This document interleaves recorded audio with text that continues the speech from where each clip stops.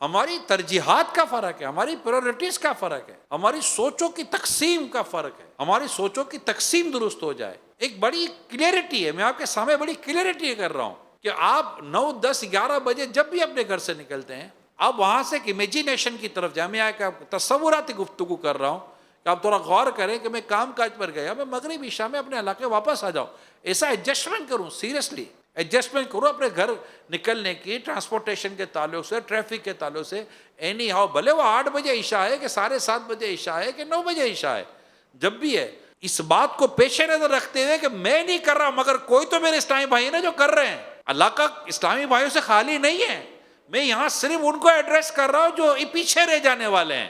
یہ پیچھے رہ جانے والوں میں تمہیں آگے لانے کی کوشش کر رہا ہوں، ان کے ساتھ چلتے رہنے کی میں تم کو ترغیب دلا رہا ہوں کہ ہم پیچھے رہ جانے والے کیوں؟ وہ آرام نہیں کرے میں آرام کرنے والا کیوں؟ وہ پوری کوشش کرے میں ناکام ہونے والا کیوں؟ وہ جنت کی طرف اور نیکی سے نیکی کرتے چل کے جنت کی طرف راستہ بنا رہے، میں رک جانے والا کیوں؟ دعوت اسلامی کے ذریعے دینی کاموں کے تعلق سے بیان کر رہا ہوں، ٹاپک میرا بالکل واضح ہے، تو میں کچھ اس سے ایڈجسٹمنٹ کروں کہ صبح فجر میں جیسے کہ مثال کے طور پر میں آیا ہوں، چلے میں اگر رات میں کوئی اپنی مصروفیت نہیں دے سکتا، ان کیس میں رات اپنی مصروفیت نہیں دے سکتا، میرے 9، 9:30، 10 بج جاتے، 11 بج جاتے، تو ہاؤ کین آئی مینیج؟ میں کیسے رات میں مینیج کر سکتا ہوں؟ آپ سو جائیے، آپ ہمیں تہجد میں وقت دیجیے، فجر میں اٹھانے والوں میں وقت دیجیے، آپ ہمیں فجر کی جماعت کے لیے وقت دیجیے، آپ ہمیں فجر کی نماز کے بعد جو تفسیر کا حلقہ تو اس سے وقت دیجیے، وہاں انفرادی کوشش کے لیے وقت دیجیے، چلے اس میں وقت دیجیے تو صحیح۔ آپ کے بھائی فجر میں بھی وقت نہیں ہے، میرے پاس رات کے لیے بھی وقت نہیں ہے، چلیں بھائی اب بہت زیادہ مصروف ہے، جہاں کام کاج ہے وہاں وقت دیجیے بھیا، وہاں ظہر میں وقت دے دیجیے، وہاں عصر میں وقت دے دیجیے، وہاں عشاء میں وقت دے دیجیے، وہاں سے بتائیے کہ میری الحمدللہ انفرادی کوشش ہے، اتنے اسلامی بھائی مدنی قافلوں میں سفر کر رہے ہیں، اتنے اسلامی بھائی میری مارکیٹ یا میرے کاروبار سے یا میری دکان سے یا میرے بازار سے جہاں میں کام کر رہا ہوں یا جہاں میں پڑھ رہا ہوں، جہاں میں مصروف ہوں، وہاں سے مجھے الحمدللہ اتنے اسلامی بھائی۔ آپ کو ہم اس بات کے لیے یہ تو نہیں کہیں گے کہ آپ علاقے میں نہیں تو پھر کہیں بھی نہیں۔ مبلغ جیسا میرے سنت نے فرمایا، مبلغ ہر جگہ مبلغ ہے، مبلغ ہر جگہ مبلغ ہے۔ آپ 2 گھنٹے کے مبلغ نہیں ہیں، آپ 2 گھنٹے کے اسلامی بھائی نہیں ہیں، آپ سوتے ہیں تب بھی مبلغ ہیں، آپ جاگتے ہیں تب بھی مبلغ ہیں، آپ کاروبار اور کام کاج پر ہیں تب بھی مبلغ ہیں، اور آپ اپنے علاقے میں تب بھی مبلغ ہیں۔ اگر آپ اپنے مبلغ والی حیثیت سے نکل جائیں گے تو عمل سے دور ہو جائیں گے کہ یہاں میں مبلغ تھوڑی ہوں، تو معاذ اللہ کہ وہاں جھوٹ بولنا جائز ہو جائے گا، وہاں نماز چھوڑنا جائز ہو جائے گا؟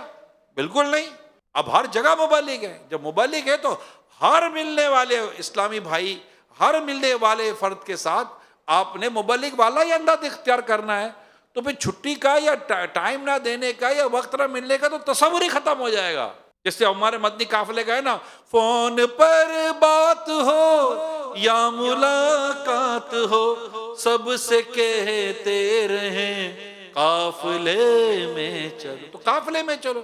اب بولے گا علاقے میں آ کر کروں گا مدنی قافلہ، یہ ہے ہی نہیں، یہ وے بھی نہیں ہے، یہ کسی نے کوئی ذہن میں بات ڈال دی ہے شاید کہ میں علاقے میں آؤں گا تبھی کروں گا۔ آپ جہاں زور پڑتے ہیں وہاں بھی تو درس دے سکتے ہیں۔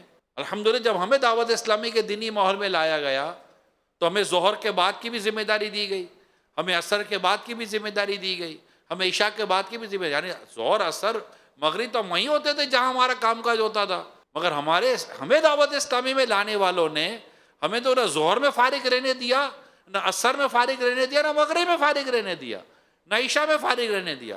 تو یہاں پتہ چلا کہ جو میرے نگران ہیں، تو اب یہ جو ہمارے جو سینئر اسلامی بھائی ہیں جنہیں 3 سال 4 سال 5 سال دعوت اسلامی کی کسی ذمہ داری پر ہو گئے، یہ ان کی رسپانسبلٹی ہے کہ وہ اپنے ہر وابستہ مبلغ اور اسلامی بھائی کو کچھ نہ کچھ کام دیں، دینی کام دیں، مسجد کا کام دیں، درس و بیان کا کام دیں۔ اب اس کی صحت تو فرق ہی کوئی نہیں پڑ رہا کہ کون آ رہا کون جا رہا، ارے مدرسۃ المدینہ والیگنج ٹوٹ گیا تو بھیا تو ٹوٹ گیا تو آپ کدھر تھے جب ٹوٹ رہا تھا؟ درس میں کوئی نہیں آ رہا تو آپ کب تھے جب درس میں کوئی نہیں آ رہا تھا؟ اجتماع کی گاڑی کم ہو گئی، شرکا کم ہو گئے، اس وقت کب تھے جب 2 اسلام بھائی کم ہوئے تھے؟ آپ اس وقت آپ نے نوٹس کیوں نہ لیا؟ اس وقت آپ کو اسپارکنگ کیوں نہ ہوئی؟ اس وقت آپ کی نقل و حرکت کیوں نہ سامنے آئی؟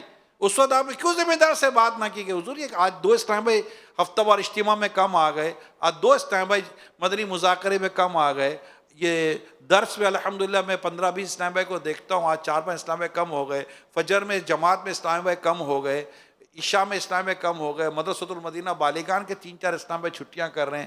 آپ کہاں ہیں جب سارے کمزوریاں جب شروع ہوئی تھی کسی بھی ذیلی حلقے کے اندر؟